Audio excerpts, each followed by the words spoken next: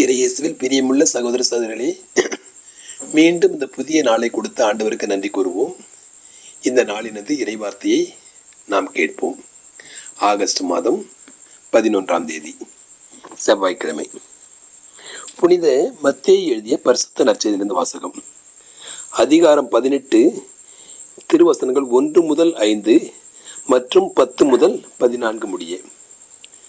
அக்காலத்தில் சீடர்கள் இயேசுவை அணுகி, விண்ணரசில் மிக பெரியவர் யார் என்று கேட்டார்கள்.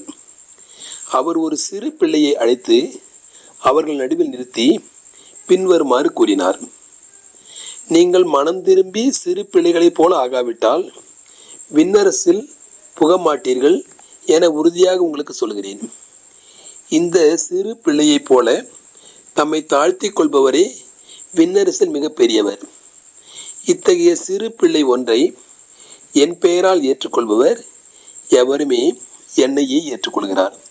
இச்சிறியோருள் ஒருவரையும் நீங்கள் இழிவாக கருத வேண்டாம். கவனமாயிருங்கள். இவர்களுடைய வானதூதர்கள் என் விண்ணக தந்தையின் திருமுன் எப்பொழுதும் இருக்கிறார்கள் என நான் உங்களுக்கு சொல்கிறேன். ஏனெனில் மானிட மகன் நெறி தவறியோரை மீட்கவே வந்தார். இந்த நிகழ்ச்சியை பற்றி நீங்கள் என்ன நினைக்கிறீர்கள்? ஒருவரிடம் இருக்கும் 100 ஆடுகளுள் ஒன்று வழி தவறி அலைந்தால் அவர் 99 ஆடுகளை மலைப்பகுதியில் விட்டுவிட்டு வழி தவறி அலையும் ஆட்டை தேடி செல்வார் அல்லவா? அவர் அதை கண்டுபிடித்தால் வழி தவறி அலையாத 99 ஆடுகளையும் பற்றி மகிழ்ச்சி அடைவதை விட வழி தவறிய அந்த ஒரு ஆட்டை பற்றி மிகவும் மகிழ்ச்சி அடைவார் என உறுதியாக உங்களுக்கு சொல்கிறேன். அவ்வாறே இச்சிறியோருள் ஒருவர் கூட வழி தவறி போகக்கூடாது என்பது உங்கள் விண்ணக தந்தையின் திருவுளம் என்றார். வாழ்வுதரும் கிறிஸ்துவின் நற்செய்தி. கிறிஸ்துவே உமக்கு புகழ். அன்புள்ள சகோதர சகோதரிகளே, இந்த இறைவார்த்தைக்காக நன்றி கூறுவோம். ஆண்டவர் சிறு பிள்ளைகளைப் போல மாறி நம்மை அழைக்கிறார். சிறு பிள்ளைகளை இழிவாக கருத வேண்டாம், அவர்களை புறக்கணிக்க வேண்டாம் என்று அழைப்பு விடுக்கிறார். சிறு பிள்ளைகளைப் போல மனம் இருந்தால் நாம் விண்ணரசில் நுழையலாம் என்கிறார். இந்த நற்செய்தியின் 2வது பகுதியிலே காணாமற் போன ஆட்டை பற்றி நாம் படிக்கிறோம். ஒரு ஆடு வழி விலகி காணாமல் போகிறது. 99 ஆடு நல்ல மேய்ச்சல் நிலத்தில் இருக்கிறது. இந்த ஆயன் காணாமற் போன ஆட்டை தேடி போகிறார். அப்படி போகும்பொழுது அந்த காணாமற் போன ஆடு அவருக்கு எதிராக முணுமுணுக்கலாம். நீ ஏன் என்னை தேடி வந்தாய்? என் மீது உனக்கு ஏன் விருப்பம்? எனக்கு இந்த வழி நன்றாக இருக்கிறது என்று கூட கூறலாம். அப்பொழுது நாம் கோபப்படாமல் அந்த ஆட்டிடம் நாம் புரிய வைக்க வேண்டும்.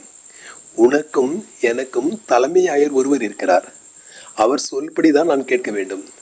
அவருக்கு நான் கணக்கு கொடுக்க வேண்டும். எனவே தான் உன்னை தேடுகிறேன். ஏனென்றால் அவர் கூறுகிறார் புனித சின்னப்பர் வழியாக, அவர்கள் செவி சாய்த்தாலும் செவி சாய்க்காவிட்டாலும் சொல்லிக்கொண்டே இரு என்கிறார். எனவே தான் உன்னை அழைக்கிறேன். நீ போகின்ற வழி விலகி போகிறாய், அது நல்லதல்ல, திரும்பி வா என்று கூப்பிட வேண்டும். அப்படி கூப்பிடாவிட்டால் இழப்பு நமக்கு தான். ஆடு நம்மை விட்டு விலகி போகும். ஆடு ஓநாய்களுக்கு இரையாகும், வாழ்வை எழுந்து போகும். இன்னொரு அபாயமும் இருக்கிறது. அந்த காணாமல் போன ஆடு அங்கு இருப்பதை இந்த 99 ஆடுகளும் பார்த்து கொண்டிருக்கின்றன.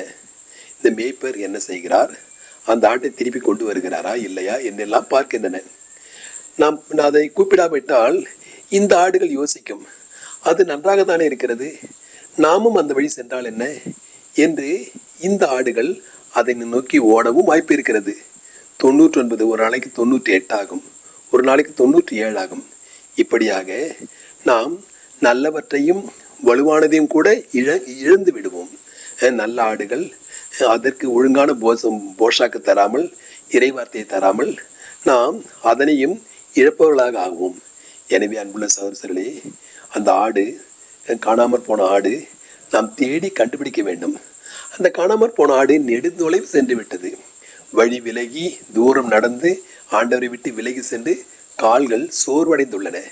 எனவே அந்த ஆட்டிற்கு ஒரு தோள் தேவை. மேய்ப்பராகிய நாம், பெற்றோராகிய நாம் அந்த வழிதவறிய ஆட்டை தோள் மீது சுமந்து கொண்டு வர வேண்டியவர்களாய் இருக்கிறோம். இதோ இந்த படத்தில் நாம் காண்பது போல இயேசு கிறிஸ்துவை போல அந்த ஆட்டிற்கு ஒரு தோல் தேவை. நாம் தோல் கொடுக்க தயாராக இருக்கிறோமா?